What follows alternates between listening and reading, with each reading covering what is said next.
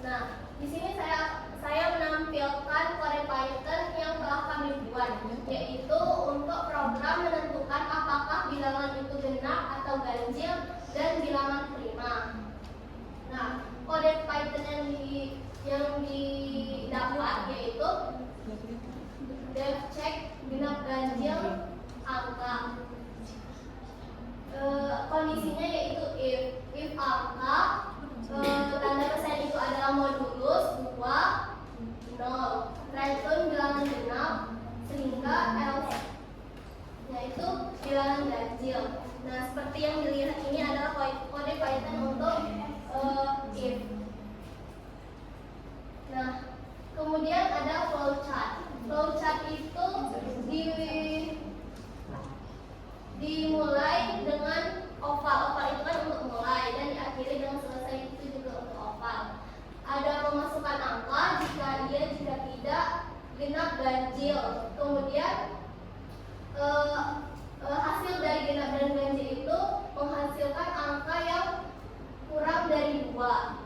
Jika iya, jika tidak, maka cek lagi pembagi dari 2 dengan SPSS atau akar. Jika iya, maka keluarnya bukan bilangan prima sehingga bisa langsung selesai. Nah, jika tidak tadi, maka dilakukan proses lagi, ada faktor selain 1 dan n. Nah, di sana nanti akan keluar jika iya dan jika tidak lagi. Nah, jika tidak, maka yang keluar adalah bilangan prima, dan jika iya, maka yang keluar adalah bilangan bukan prima. Kemudian outputnya selesai. Nah, sedekot yang dihasilkan yaitu mulai input angka, jika angka modulus 2 0, maka cetak bilangan genap, jika tidak cetak bilangan ganjil. Nah, sehingga akan dihasilkan bilangan prima atau bilangan bukan prima. Nah, input, proses, output yang dihasilkan. Input. Nah, pengguna diminta untuk memasukkan sebuah angka. Angka ini akan digunakan untuk menentukan apakah bilangan tersebut termasuk bilangan genap atau bilangan ganjil, dan apakah bilangan itu adalah bilangan prima atau bukan. Kemudian masuk ke proses. Nah, di proses ini kita akan cetak genap atau ganjil. Jika angka bisa dibagi 2 tanpa sisa, maka angka itu adalah genap. Dan jika ada sisa ketika dibagi 2, maka angka itu adalah angka ganjil. Kemudian cek bilangan prima itu atau bukan bilangan prima. Nah, jika angka kurang dari 2, langsung dianggap sebagai bilangan bukan prima. Dan jika angka hanya bisa dibagi oleh 1 dan dirinya sendiri, maka angka tersebut bukan bilangan prima. Jika angka memiliki pembagi lain selain 1 dan dirinya sendiri, nah maka angka itu bukan bilangan prima. Nah, setelah itu akan keluar output. Setelah proses selesai, maka program akan menampilkan 2 informasi, apakah angka tersebut genap atau ganjil, dan apakah angka tersebut bilangan prima atau bukan. Kemudian kondisi yang kedua yaitu if else. Nah, kode Python yang dihasilkan yaitu dengan mengimport math menggunakan modulus math untuk nilai pi. Menampilkan pilihan kepada pengguna, print, pilih, bangun data. Nah, di sini kami menggunakan program matematika persegi dan lingkaran. Yang pertama, kita ada if atau jika pilihan persegi, maka akan muncul lagi kotak sisi float, input masukkan sisi panjang. Kemudian jika telah dimasukkan sisinya, akan keluar lagi hasil dari luas dan kelilingnya. Nah, ketika kita memasukkan lingkaran, kan tadi ada 2 pilihan, ada persegi dan ada lingkaran. Jika kita memasukkan lingkaran, maka akan keluar kotak input untuk memasukkan jari-jari lingkaran. Nah, kemudian setelah kita menginput jari-jari lingkaran tadi, maka akan keluar hasil dari luas dan keliling lingkaran. Maka akan menghasilkan luas dan keliling persegi persegi atau luas dan keliling lingkaran. Nah, flowchart yang digunakan mulai sampai selesai adalah seperti yang terlihat.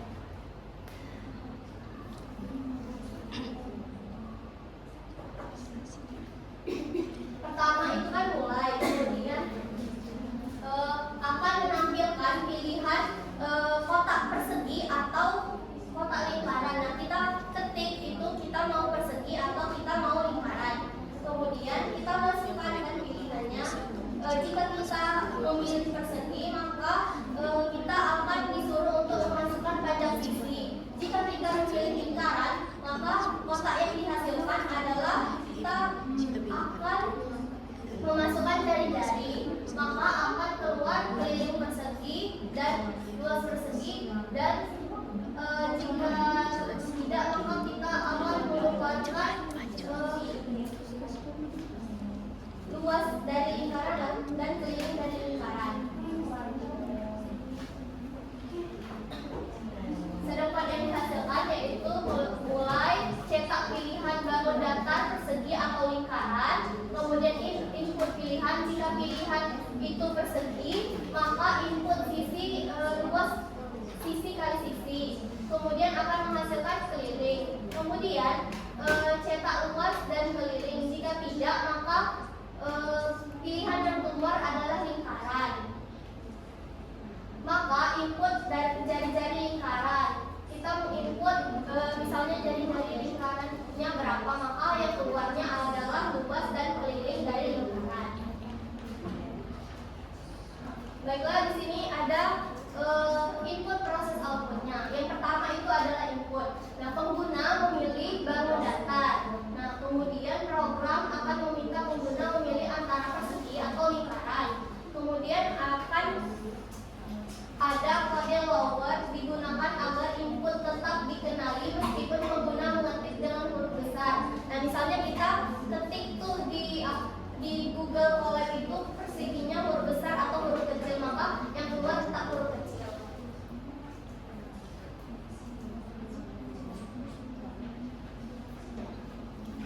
Kemudian masuk ke proses. Yang pertama kita memeriksa pilihan pengguna. Program menggunakan percabangan if, else untuk menggunakan langkah selanjutnya berdasarkan input pengguna. Jika pengguna memilih persegi, maka program meminta panjang sisi dan menghitung luas serta keliling. Jika pengguna memilih lingkaran, maka program meminta jari-jari dan menghitung luas serta keliling. Jika input tidak valid, maka menampilkan pesan kesalahan atau error. Kemudian output yang dihasilkan yaitu setelah proses penghitungan selesai, program akan menampilkan hasil penghitungan luas dan keliling. Menampilkan hasil layar. Untuk output, fungsi print digunakan untuk mencetak hasil penghitungan format string atau dalam huruf F, tanda petik, digunakan untuk menyisipkan variabel ke dalam text output.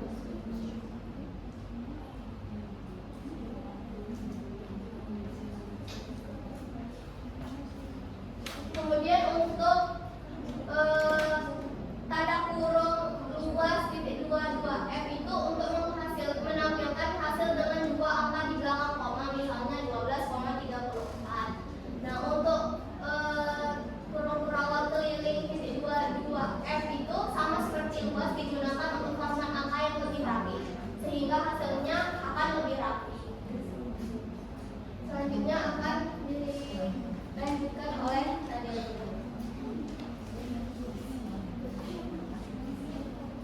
Baiklah, saja itu ada kondisi if else. Nah, untuk kondisi yang ketiga ini, model Python yang dimunculkan yaitu adalah yang pertama itu adalah informant. Nah, yang pertama itu meminta input nilai A, B, dan C dari pengguna. Yang kedua itu ada menghitung diskriminan. Yang ketiga menentukan jenis akar berdasarkan nilai D. Jika D lebih dari 0, akar 1. Jika D lebih dari 0, maka akar satunya itu min D plus akar D per 2 kali A. Yang untuk akar 2-nya itu min B, min akar D itu per 2 kali A. Nah, yang kedua itu jika D sama dengan 0. Nah, jika D sama dengan 0 itu, maka min B per 2 kali A itu merupakan akar kembar. Jadi hasilnya tidak ada akar real atau akar imajiner. Nah, untuk flowchartnya, yang pertama itu seperti biasa, oval itu untuk mulai, terus memasukkan nilai A, B, dan C, terus menghitung diskriminan, di mana rumus D itu adalah B pangkat 2 dikali 4 kali AC.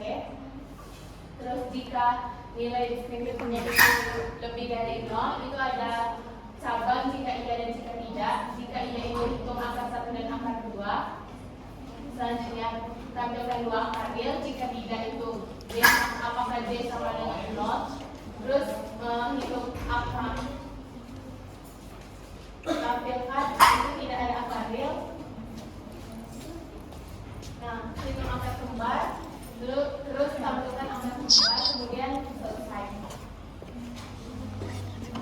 Nah, untuk sidorpak yang kasus 3 ini, jika if dan else ini, yang kita memulai input ukuran matriks N kali N, terus deklarasi matriks. Selanjutnya untuk 1 dari 0 hingga N-1 itu lakukan untuk D dari 0 hingga N-1 itu lakukan input matriks. Selanjutnya untuk 1 dari 0 hingga N-1 itu lakukan untuk D dari 0 hingga N-1 itu lakukan jika D sama dengan 1 maka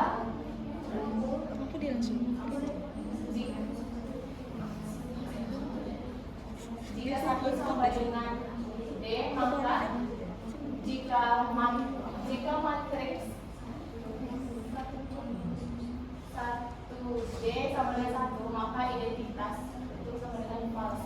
Nah, selanjutnya jika tidak, itu 1 sama dengan D, maka jika matriks 1D itu sama dengan 0, maka isi diagonal itu false dan isi identitasnya itu false. Nah, jika isi diagonal itu false, maka cetak matriks biasa. Jika tidak itu identitas sama dengan true, maka cetak matriks identitas. Jika tidak itu cetak matriks diagonal. Hingga selesai. Nah, untuk input proses output, yang pertama input. Nah, itu dalam program yang ketiga ini menggunakan fungsi input untuk meminta pengguna memasukkan 3 nilai, yaitu nilai A, B, dan C. Nah, nilai yang dimasukkan ini akan dikonversi menjadi tipe data float agar bisa digunakan dalam perhitungan matematika. Yang kedua itu proses. Nah, proses adalah tahap di mana proses program ini menghitung akar persamaan kuadrat berdasarkan nilai yang telah dimasukkan. Elemen yang digunakan dalam proses ini itu yang pertama itu perhitungan diskriminan, itu menggunakan operator pangkat dan operasi aritmatika. Variabel D itu menyimpan hasil perhitungan diskriminan. Yang kedua itu percabangan if else untuk menentukan jenis akar berdasarkan nilai D.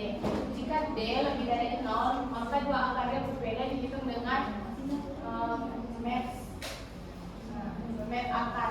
Jika D itu sama dengan 0, 1 akar real atau akar kembar dihitung dengan rumus sederhana. Jika D kurang 0 dari 0, maka tidak ada akar real atau akar imajiner. Yang ketiga itu digunakan untuk menghitung akar kuadrat jika D lebih dari sama dengan 0. Nah, jika D kurang dari 0, akar tidak dihitung karena hasilnya imajiner. Nah, variabel hasil menyimpan di string hasil perhitungan. Format angka itu ditampilkan dengan 2 angka di belakang koma menggunakan 2F. Yang ketiga output. Output adalah tampilan hasil perhitungan yang diberikan kepada pengguna. Elemen yang digunakan dalam output ini yaitu fungsi print, itu untuk menampilkan hasil ke layar. Yang kedua itu string formatting, untuk mempermudah menampilkan hasil dengan format angka 2 desimal. Selanjutnya kondisi yang keempat itu akan disampaikan oleh rekan saya pada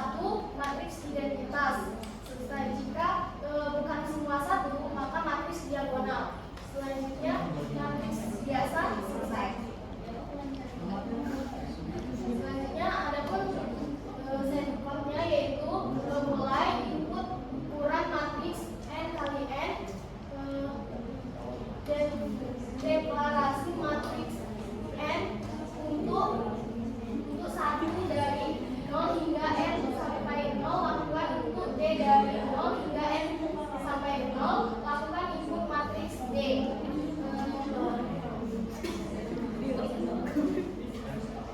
Input 1 dari 0 hingga n sampai 1 itu lakukan D dari 0 hingga n sampai dengan 1, lakukan jika 1 sama dengan 0, maka jika matriks D tidak sama 1, maka identitas false.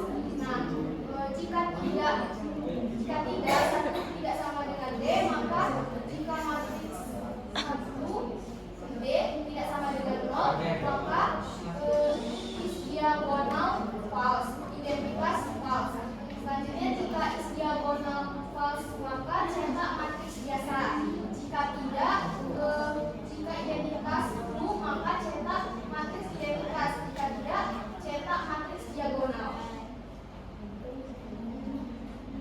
Selanjutnya ada pun input, proses dan output.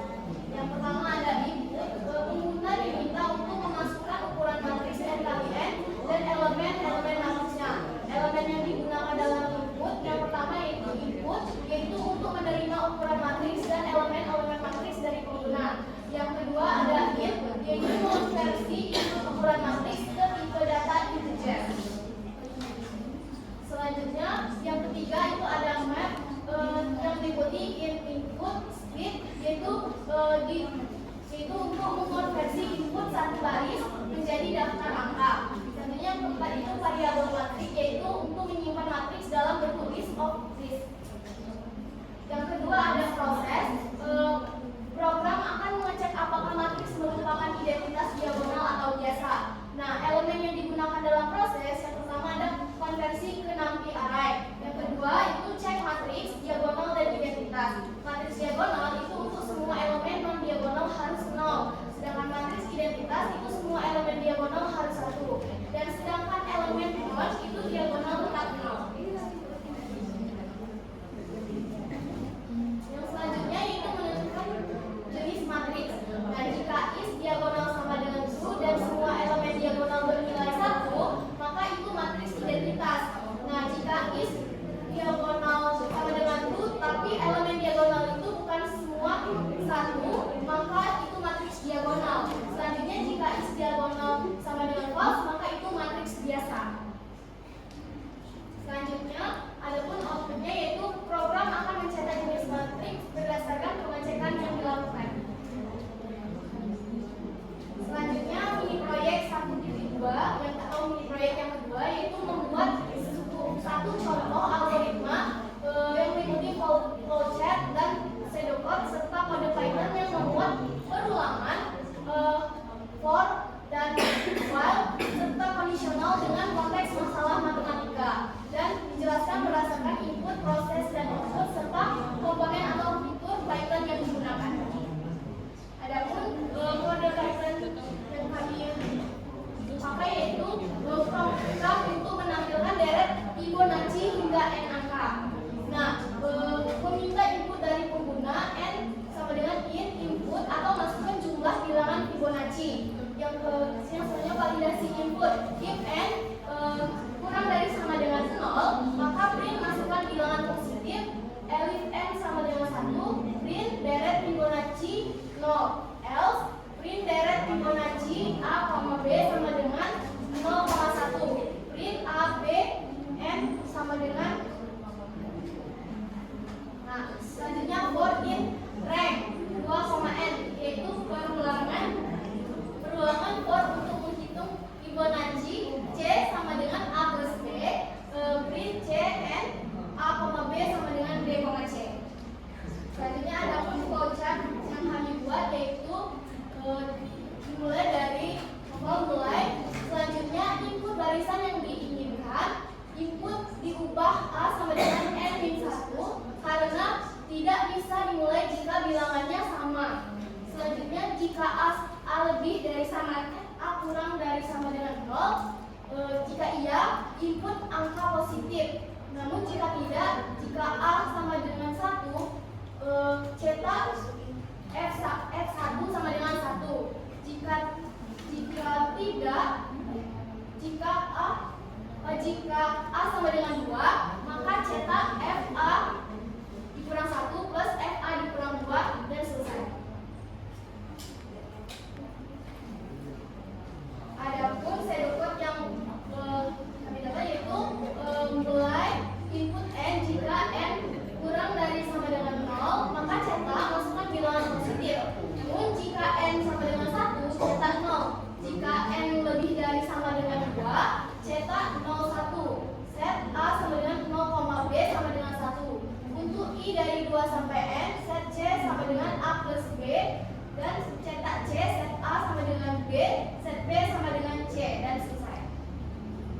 Selanjutnya adapun input, proses, dan outputnya. Yang pertama itu ada input. Elemen yang digunakan input itu untuk meminta pengguna memasukkan nilai n. In untuk mengonversi input string menjadi bilangan bulat. Program meminta pengguna memasukkan jumlah angka Fibonacci yang diinginkan, lalu input dikonversi ke bilangan bulat atau int. Selanjutnya terdapat beberapa proses utama: conditional if, perulangan, for, dan operasi aritmatika. Yang pertama ada validasi input atau if. Jika n kurang dari sama dengan 0, maka program memberi peringatan bahwa input itu haruslah positif. Namun jika n sama dengan 1, program hanya mencetak 0 sebagai deret Fibonacci.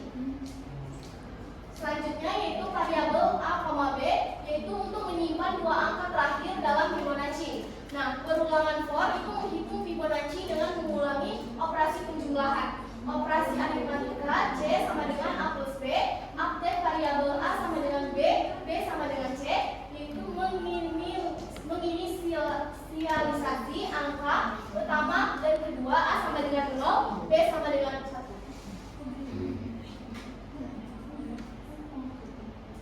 Selanjutnya menggunakan for I in range 2,n untuk mengulang perhitungan Fibonacci. Menjumlahkan dua angka terakhir C sama dengan A plus B itu mencetak hasil print C n sama dengan dan memperbarui nilai A dan B agar setiap untuk iterasi berikutnya. Adapun yang terakhir yaitu output, yaitu elemen yang digunakan yaitu ada print, yaitu untuk mencetak deret Fibonacci ke layar. Parameter n yaitu agar angka Fibonacci ditampilkan dalam satu baris.